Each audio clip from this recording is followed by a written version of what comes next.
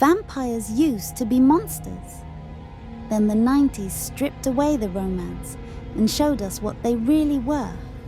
Stay with me, because number 1 doesn't feel like fiction at all. In the 90s, vampires were not sexy.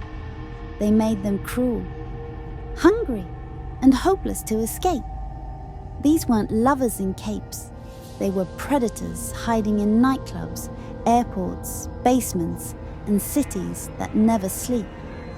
Tonight, we're counting down the most terrifying vampire villains of the 90s, ranked from disturbing to absolutely nightmare-inducing. And by the end of this list, you'll understand why modern vampires never feel this dangerous anymore. Number 10. Lothos from Buffy, the Vampire Slayer movie of 1992. Lothos comes from an older idea of vampires, back when they ruled through fear and belief instead of brute force. He is not a street predator or a wild animal.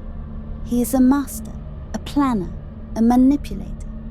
He surrounds himself with followers who worship him, not because he is kind, but because he convinces them he is inevitable. Lothos feels ancient, like a relic that survived into modern suburbia by adapting.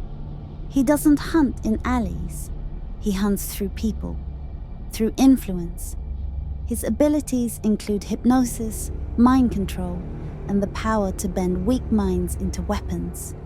Teenagers, classmates, friends, all turned into soldiers without realizing it. He doesn't need to kill you himself. He makes someone you trust do it for him. What makes Lothos truly terrifying is obedience. Violence is easy to spot. Control is not. He proves that monsters don't need claws when they can convince others to bleed for them. At 9. Deacon Frost from Blade, 1998. Deacon represents the collapse of vampire tradition. He is young, angry, and reckless, and that makes him dangerous in ways older vampires never expected. Frost doesn't believe in hiding. He believes in overthrowing. Born into a world where vampires live under strict rules, Frost grows to hate restraint. He sees humanity not as prey, but as livestock, a resource, something to be farmed and drained without guilt. His powers include superhuman strength, rapid healing, ritual magic, and experiments meant to erase vampire weaknesses like sunlight. He blends ancient blood rituals with modern technology, creating a future where vampires rule openly. What makes Frost terrifying is ambition without limits. He doesn't fear consequences. He doesn't care about balance. He is willing to burn the world just to prove he can stand on top of the ashes. Number 8. Lilith, Bordello of Blood, 1996. Lilith does not hunt the unwilling. She waits for them to come to her. Her origins trace back to ancient mythology, where she is tied to forbidden desire and punishment. She rules a hidden house where lust is the doorway and blood is the price. Every victim believes they are in control, until it is too late. Her powers are classic vampirism, immortality, strength, seduction. But those are only tools. Her real power is temptation. She offers escape, pleasure, fantasy, and lets her victims destroy themselves willingly. What makes Lilith terrifying is choice. No screams, no chases, just a slow walk into death, guided by desire. She proves that the most dangerous monsters don't force you. They convince you. 7. Santanico Pandemonium. From Dusk Till Dawn, 1996. Santanico is not revealed as a monster at first. She is revealed as a promise. Her origin is hidden behind beauty and performance. She is the bait that guards a slaughterhouse. Her dance is not entertainment. It is a test. If you stare too long, you fail. Her powers are revealed in seconds. Sudden transformation, supernatural strength, and the ability to unleash mass slaughter. One moment she is untouchable desire. The next she is an apex predator. What makes Santanico terrifying is the trap itself. You think you are safe. You think you are watching something familiar. And then the mask drops.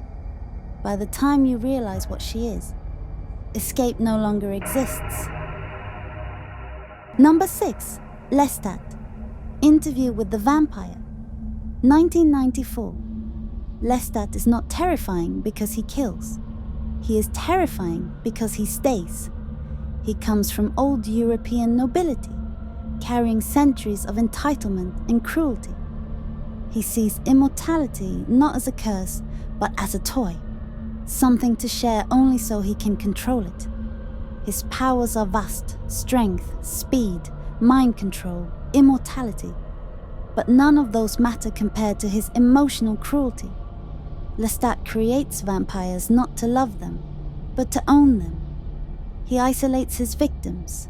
He mocks their guilt. He feeds on their dependence. He doesn't just drain blood, he drains hope. Lestat is proof that the worst monsters don't want you dead. They want you broken and still breathing. At 5, the Master from Buffy, the Vampire Slayer TV show in Season 1, 1997. The Master is ancient, deceased, and patient. He does not rush because he believes time is on his side. Buried underground, trapped by prophecy, he waits for destiny to unlock his prison. He rules through faith and fear, commanding vampires who believe the end of the world is already written. His powers include ancient magic, prophetic knowledge, and absolute authority over his followers. He doesn't chase heroes. He waits for them to fail. What makes the Master terrifying is inevitability. He believes resistance is meaningless. That calm certainty, that quiet confidence in apocalypse, makes him far more frightening than rage ever could. At number 4, Dracula from Bram Stoker's Dracula, 1992. This Dracula is not a romantic hero. He is decay wearing memory. Once human, once noble, he is now something warped by centuries of obsession. His body shifts between forms, reflecting a soul that has long rotted away. His powers are overwhelming: shape-shifting, weather control, hypnosis, superhuman strength. But his true horror lies in possession. Dracula does not love, he consumes. He claims souls, he invades minds, he erases identity. You do not escape him unchanged. This Dracula turns romance into rot and desire into a prison you never leave. Number 3. Valek, Vampires, 1998. Valek is ancient and amused. That is what makes him dangerous. He has survived centuries of hunters, wars, and extinction attempts. He walks into traps smiling because he has already seen every tactic fail. His powers include near indestructibility, brutal strength, and deep ancient knowledge. He knows how humans think. He knows how they die. Valek does not fear death. He mocks effort. He turns every victory into proof that resistance was pointless from the start. He represents a vampire that cannot be outrun, outsmarted, or reasoned with. Number 2. Radu from Subspecies, 1991. Radu is not civilized. He is not theatrical. He is hunger-made flesh. Born into an ancient bloodline, rejected and twisted by cruelty, Radu lives beneath the world. He moves through stone and shadow, ruling tunnels and crypts like a spider in its web. His powers are primal: immense strength, regeneration, and dominance over the underground. But his real terror is presence. He does not announce himself. He does not chase. He waits. You feel him before you see him, and by then, it is already too late. And finally, at number 1, Dwight Renfield from The Night Flyer, 1997. This vampire feels real. Renfield does not belong to legends or rituals. He exists on the edge of society, hiding in abandoned airports and forgotten places. He feeds brutally, leaving mutilated bodies behind without meaning or pattern. His powers are simple: flight strength and savage hunger. No rules, no elegance, no reason. What makes Renfield the most terrifying vampire of the 90s is realism.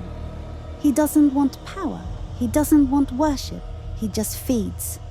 There is no prophecy, no final battle, no victory.